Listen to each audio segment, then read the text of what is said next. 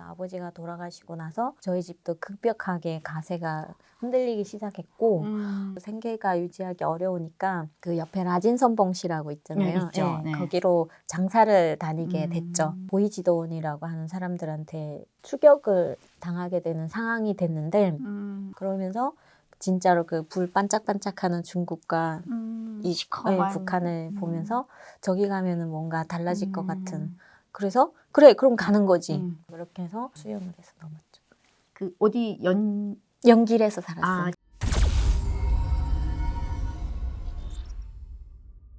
제가 한국에 가겠다고 마음을 굳힌 데는 1년이 안 걸렸어요. 빨리 돌아섰네요. 네. 그래도. 그래서 20년을 사상 교육을 받았는데 네. 돌아서는 거는 1년도 1년도 안 안 걸렸죠. 걸렸다. 그리고 네. 이게 충성도에 따라서 더 빨리 변한다잖아요. 배신감이 들어서. 네, 그러니까 네. 아주 높았을수록. 그러니까 거기 와서 한국에 가야겠구나. 근데 갈 길이 없잖아요. 그렇죠. 어떻게 가.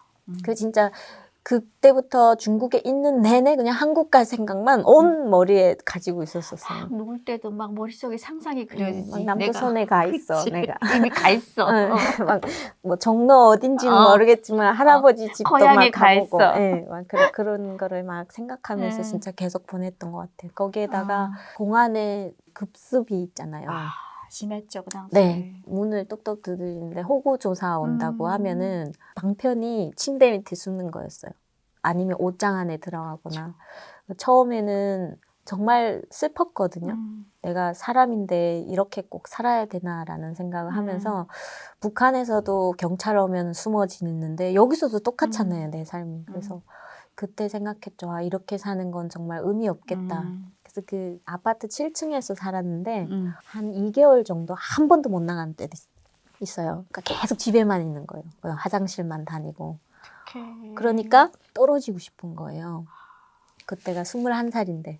그래서 그 내려다보면서 떨어지고 싶은데 그때 생각했죠. 아, 나 주변에 진짜 굶어 죽은 친구들 많았었거든요. 학교 가면은 안 나왔는데 굶어 죽고 한 친구들 있으니까 그 친구들을 생각해서라도 지금은 밥이라도 먹잖아요. 죽으면 안 된다는 생각으로 버텼죠. 그러면서 지금보다 훨씬 좋은 앞날이 나한테는 꼭 있을 거라고. 그렇죠.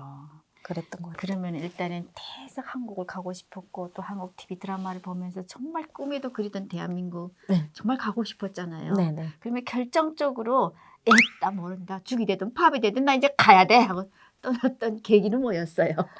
그 또 역시 그 공안 때문인데요. 그 공안들이 단속이 더 심해지는 때가 있어요. 있어요. 네, 무슨 거물급 탈북자가 국동 쪽으로 왔다든지 이러면 막 수색이 더 심해지거든요. 근데 어느 날 갑자기 수색이 더 심해지는 거예요. 2008년 초였는데. 근데 그때 저는 베이징 올림픽 한다는 것도 모르고 있었어요. 그랬는데 베이징 올림픽이 시작되기 전에 탈북자 색출을 첫 번째 가업으로 했다는 거예요. 그 공안이. 맞아요. 그래서 그때 당시에 탈북민 한 명을 신고하면은요, 한 달치 월급을 줬어요. 포상금을. 그러니까 그 앞집에 있는 여자도 탈북민인데 안 보이는 거예요, 어느 날. 물어보니까 북송됐다고. 나도 이제는 더는 안 되겠구나. 그래서 여러 가지를 찾아봤는데 가는 방법을 못 찾은 거예요. 그래서 진짜 중간에 한 2번 정도는 심양 영사관에 갔어요. 왜냐면 기차표를 해가지고 영사관에 갔거든요.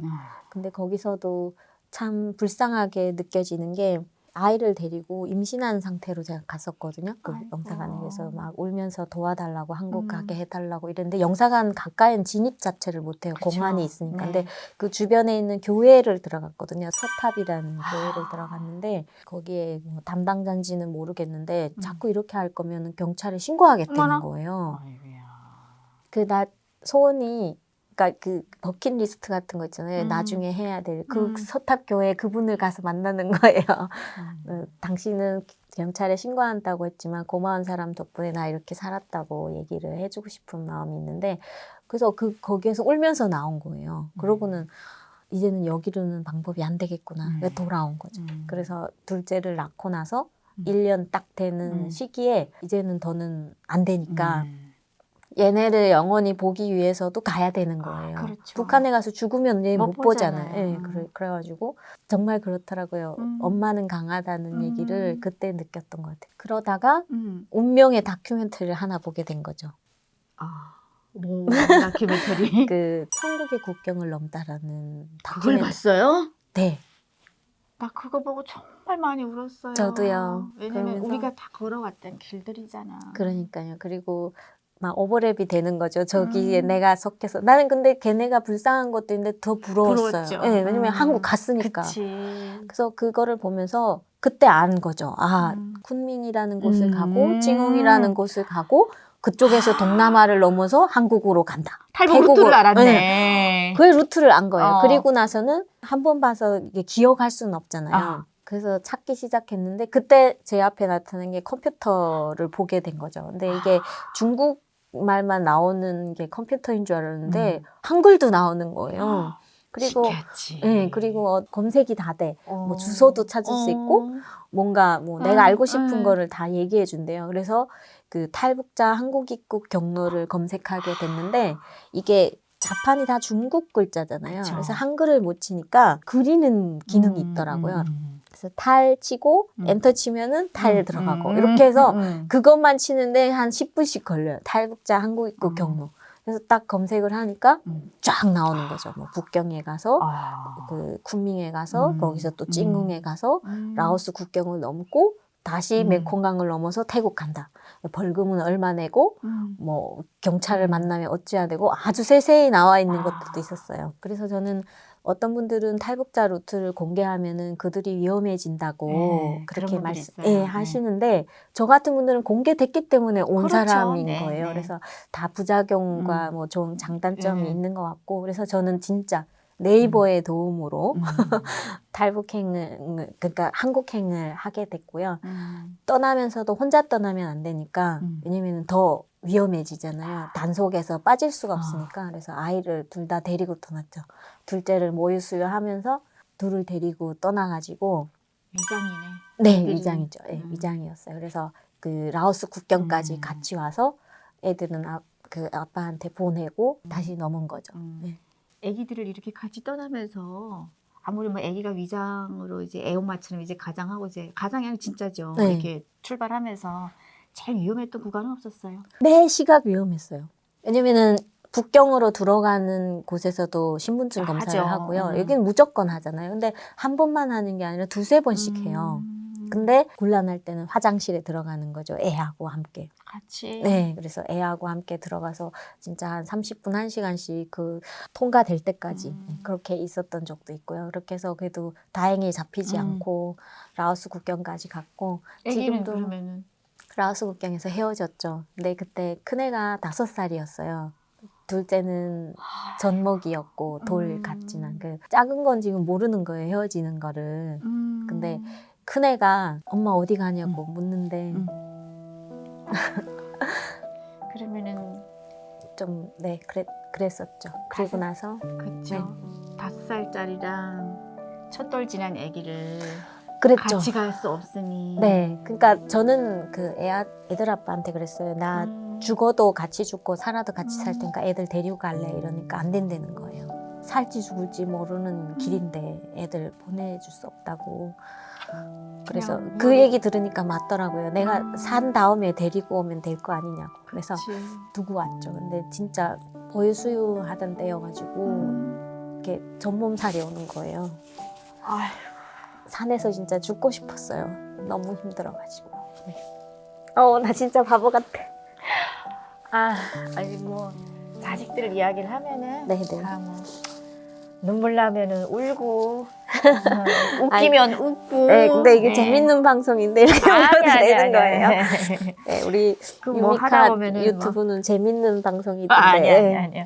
그러면은 그렇게 해가지고 이제 애기들이랑 이제 그 국경 쪽에서 라오스 국경에서 헤어졌어요. 네, 라오스 국경에서 헤어졌어요. 라오스 국경에서 헤어져서 국경 검문대에 들어갔죠. 근데 저는 사실 거기 사람들하고 제가 피부가 거의 같은 색깔이라고 생각했어요. 근데 아니었어요. 근데 백인이더라고. 그 사람들에 비교하니까. 은주 씨가. 네, 진짜 웃겼어요. 그러니까 제가 하얀 피부도 아닌데 거기 사람들 워낙 새까마니까 그래서 이게 피부가 다르니까 걔네 딱 세우는 거예요. 나는 이 사람들하고 동일하다 생각해서 자연스럽게 거기를 넘는다고 딱 갔는데 서래는 거예요. 그래서 딱 섰죠. 파스포트 달리는 거예요. 그래서 끼올라. 중국어도 안 되면서 잃어버렸다 이러니까 어디서 잃어버렸나.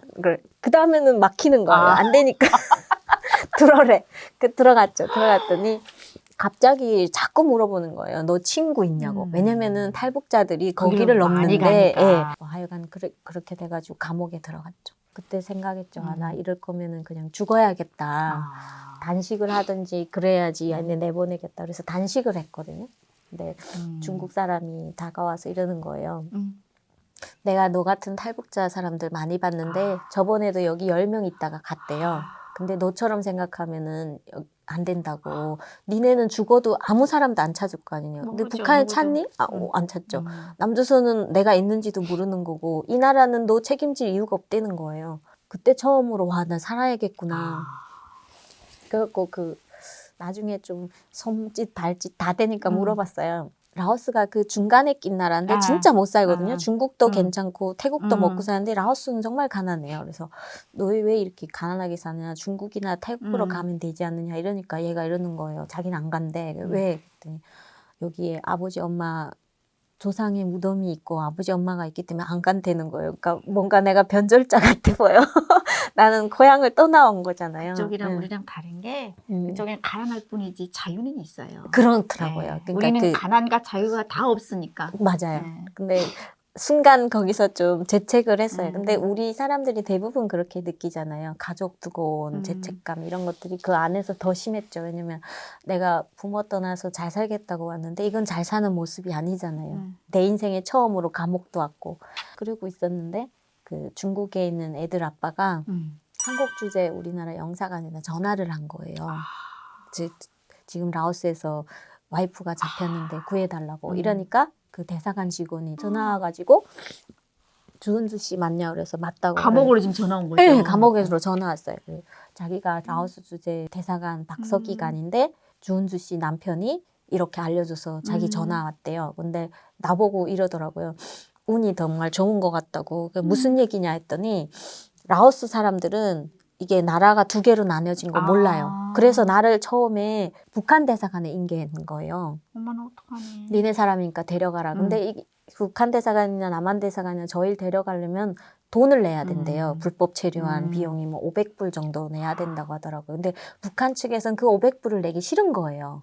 그러니까 뭐라고 얘기했냐면요. 우리는 주은주라는 사람이 없다. 그 사람 이미 죽었다 이러더래요. 그쪽에서 죽었다고 하니까 얘네는 어쨌든 나한테서 벌금을 받아야 되잖아요. 그러니까 한국 대사관에 다시 전화한 거예요. 그래서 한국 대사관에서 전화 와가지고 주은주 씨는 북한 대사관에서 다행히 아니라 그래서 우리가 도와줄 수 있다. 그러니까 지금 생각하면은 그런 것도 얼마나 고마운지 그럼요. 모르겠어요. 그래가지고 라오스 그 수도까지 갔거든요. 거기에서 우리나라 그 대사관에 들어간데 지금도 기억나요. 2층 건물이었거든요. 2층 건물인데 이렇게 철문이 쫙 열리는데 거기로 차가 들어가고 그리고 들어라 그래서 그 박서기관을 처음 본 거예요. 전화 통화하셨던 분. 네. 그 전화 통화했던 박서기관입니다. 그래서 막 울었죠. 왜 이렇게 우냐고. 일단 설에요. 그 선 내 건물 우물 뜯는 사진을 한 장 찍더라고요. 그럼 사진 찍겠으면 좀 얘기하고 찍으시지. 어쨌든 그럼 막 울면서 사진 한 장 찍고 여기 대사관에서는 머물 수 없고 안가로 갈 건데 거기에 이미 탈북자분들이 와 있다고. 그래서 가니까 5명이 와 있더라고요. 안가에. 예, 그래서 그 5명과 합쳐져서 메콩강을 넘는 거 했었는데 카약 같은 배 있잖아요. 구명조끼 하나 없이 앉거든요. 뒤집히면 그냥 죽는 거예요. 그거를 타고 어쨌든 태국이라는 데 도착했어요. 딱 도착해서 기차역에 내려주면서 기차표를 하나씩 다 주더라고요. 이거 타고 가서 내리면 방콕이다.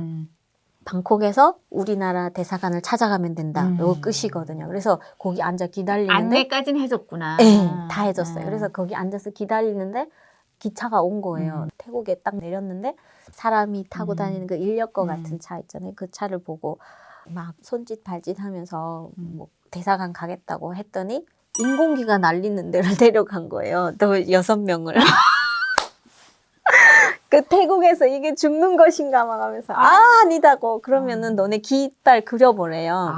그래서 그 깃발을 태국기 아는 사람이 저밖에 없는 거예요. 왜냐면 계속 한국 TV를 봤으니까. 예, 거기서 태국기를 이렇게 그랬더니 자기 오케이 알겠대요. 그래가지고 태국에 있는 한국 대사관에 들어가가지고.